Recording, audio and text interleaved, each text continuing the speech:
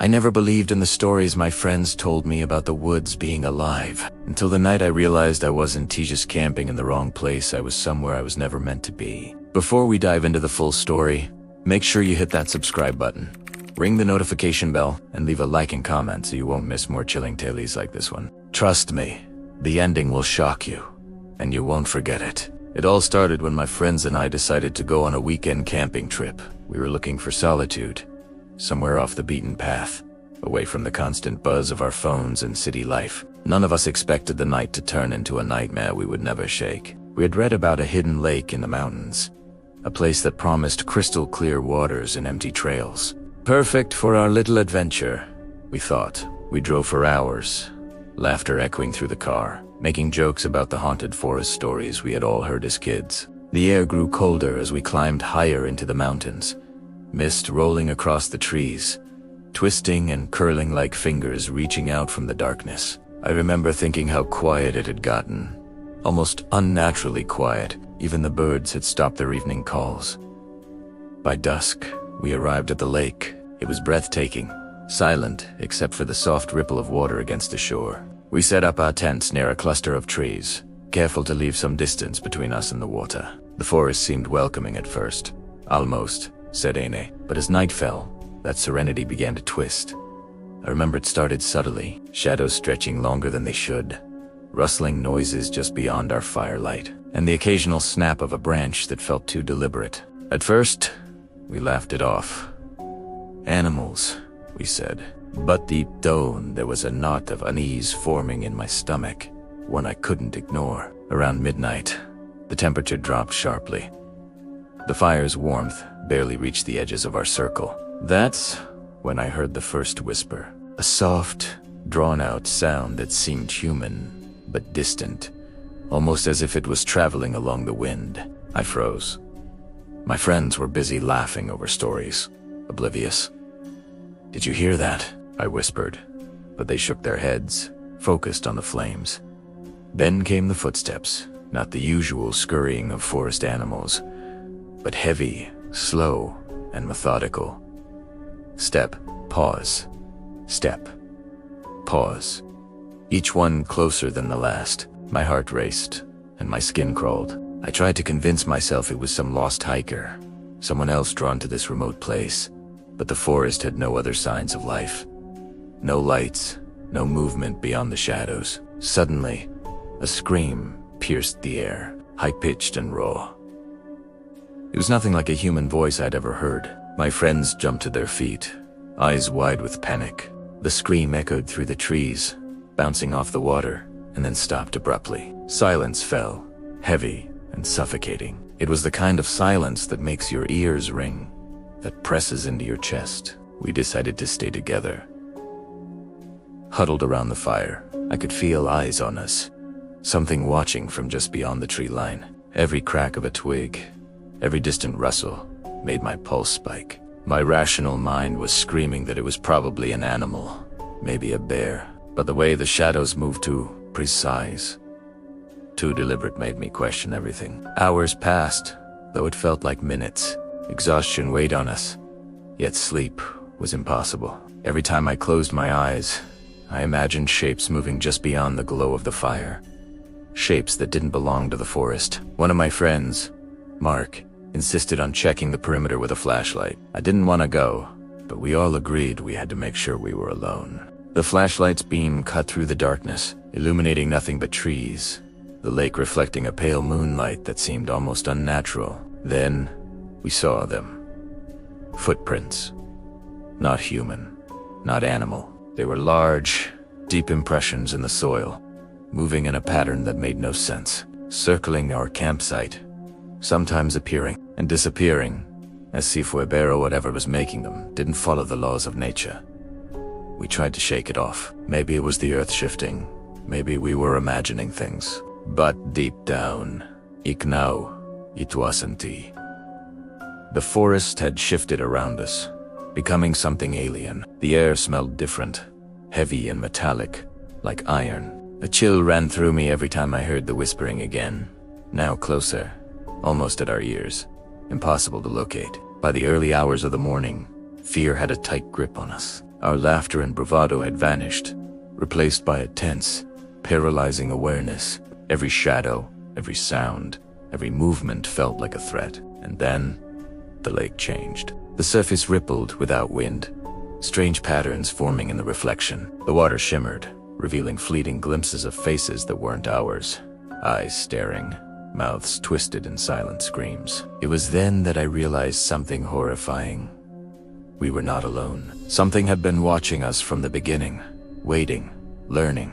The forest wasn't just quiet, it was aware, and somehow, it knew we didn't belong here. The first night ended with us barely sleeping, jumping at every noise. None of us spoke, but the look in each other's eyes said it all. We had trespassed into something beyond comprehension, something ancient and patient. By dawn, we packed in silence, eager to leave, but the forest seemed unwilling to let us go. Shadows lingered, more tangible now, moving with us as we drove down the winding mountain roads, until eventually, the sun rose high enough to banish them more, so we thought. None of us spoke much after that, but the memory never left. Years later, I still feel it when I close my eyes. The feeling of being watched, hunted, and utterly powerless. That night taught me a lesson I can't forget. Some places are not meant for us. Some woods hold secrets that should never be disturbed.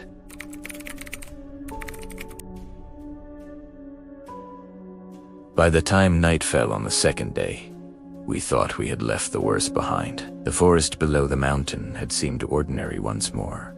Ordinary enough to lull us into a false sense of security. We found a small clearing near an old trailhead and decided to set up camp again, determined to enjoy at least one peaceful night before heading home. The air was cooler than expected, and a faint mist curled around the trees as the sun dipped below the horizon. I noticed a strange smell like damp earth mixed with something faintly metallic. At first, I dismissed it as nothing more than the scent of the forest after rain.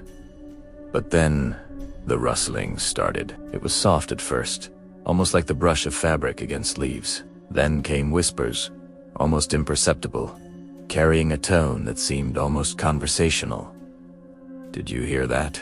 I whispered, trying not to sound paranoid. My friends froze. None of them said a word. The whispers seemed to move around us, coming from nowhere and everywhere at once. We lit a fire, hoping the warmth and light would ward off the creeping unease. But the forest didn't respond as it should. Shadows stretched unnaturally, flickering in the firelight like they had a mind of their own.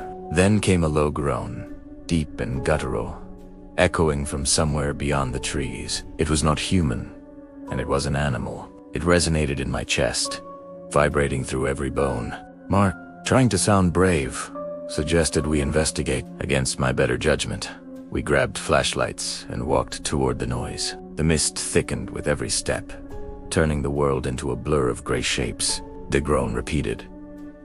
Closer this time. Each sound seemed to anticipate our movements, as if the forest was guiding us toward something. Then, we saw them. Figures, tall and thin, standing just beyond the tree line. They didn't move at first, but the moment we shone our lights on them, Devani said, not a shadow or a silhouette. Literally gone. And yet, I could feel them watching, waiting. My friend's bravado faltered. We started back toward camp, but the trail seemed different. The trees had shifted. The path we had come down was gone, replaced by unfamiliar undergrowth that seemed impossibly dense. Panic set in. We shouted for each other, our voices swallowed by the fog. Then came the footsteps again, slow, deliberate, circling us. Not random, but organized. Someone or something was moving around us, tracking us. The whispers grew louder, taking on an almost intelligible cadence, repeating our names, mocking us. We decided to leave the clearing, moving blindly through the mist. The forest seemed endless, each step bringing us deeper into a maze that shouldn't exist. Branches scraped against our faces and arms, but the forest didn't feel natural. The shadows weren't just behind trees, they were all around us, pressing in from every direction. Suddenly, a scream split the night. One of my friends, Jinnah, fell to her knees, pointing at something ahead. I shone my flashlight, but I saw nothing until the light hit the lake. The water.com a moment ago was now writhing with shapes. Faces emerged, eyes wide and mouths open in silent terror. They mirrored our expressions, as if reflecting the fear we felt inside. I froze, heart hammering, and the whispers crescendoed into a chorus of voices, all speaking at once. The air felt thick, almost solid, pressing down on my shoulders. I tried to move, but my legs felt rooted to the ground, like the forest itself was holding me. Then, without warning, the figures appeared again, closer this time. Tall, shadowy forms with elongated limbs, emerging from the mist as if the darkness itself had taken shape. They didn't walk. They glided, silent but deliberate, moving in unison.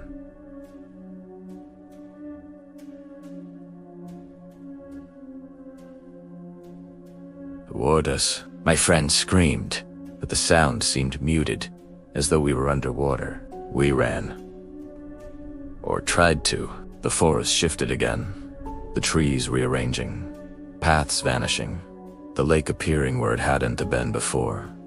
Every instinct screamed that we were trapped. Behind us, the whispers followed, now chanting something I couldn't understand but knew was a threat. We stumbled into a small, hollow twig, but the mist thickened, curling around our legs, climbing higher. I could hear breathing, not ours, not human. It was everywhere, circling, cold and heavy. I turned my flashlight in all directions, but it illuminated nothing solid, just more shadows, more eyes, more faces appearing in the water's reflection. Then came the movement whose to bend me, a shadow separating from the rest, thin and towering, gliding closer.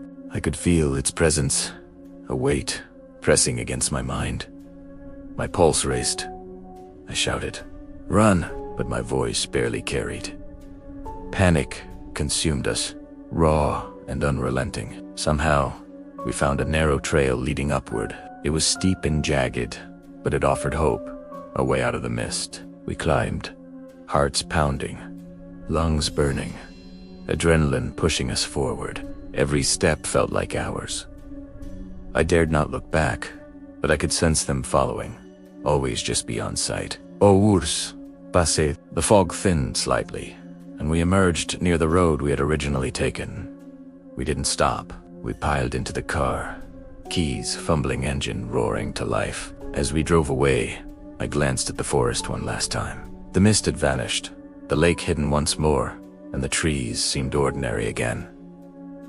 Too ordinary. We never spoke of the second night in detail. It felt like a shared hallucination, impossible to describe without sounding insane. But the fear lingered, etched into my mind, a constant whisper in the back of my thoughts. That forest had tested us, toyed with us, and shown us that some places are not meant for trespass. Even now, when I close my eyes, I hear the whispers, feel the weight of those shadowed figures, the pressure of being watched, and I know we were lucky to escape with our sanity intact. That night reinforced the truth I can't ignore. Some forests hold secrets that are older than us, and they notice when we enter their domain.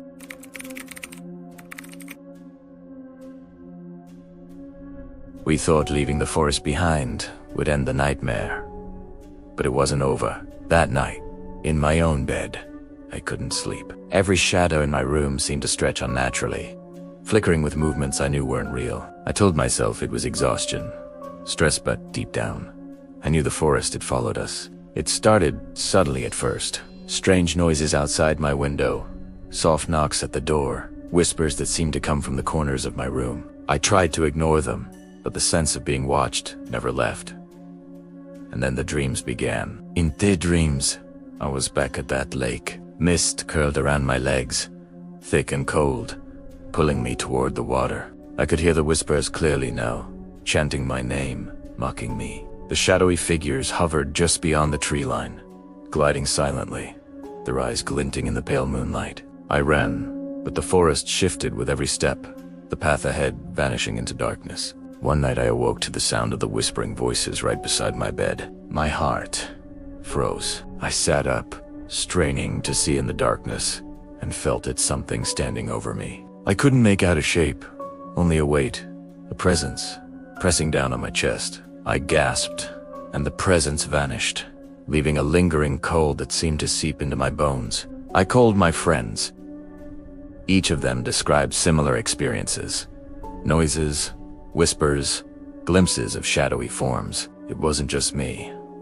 We had all been marked by that forest. The memory of those nights had followed us, refusing to fade. Determined to understand what we had encountered, we began researching the area. Locals told stories we had dismissed as legend stales, of people vanishing near the lake, of campers who never returned, of strange lights and whispers in the trees. Some spoke of a presence older than the mountains, a shadow that protected the forest from intruders. We had trespassed, and somehow it had noticed.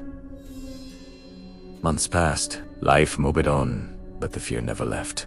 Occasionally, I would see shapes in the corner of my eye, or hear a whisper in the stillness of night. I never went back to the forest, but the memory of those nights remained as sharp as ever. The faces in the water, the shadows that glided without sound, the whispers that seemed to echo from inside my own mind, it stayed with me. Then, one evening, the unthinkable happened. I was home, alone, when I saw a figure outside my window. Just a silhouette, standing perfectly still, staring at me. My breath caught in my throat. I grabbed my phone, but when I turned back, it was gone. The feeling of being watched, of something ancient and patient observing me, never left again.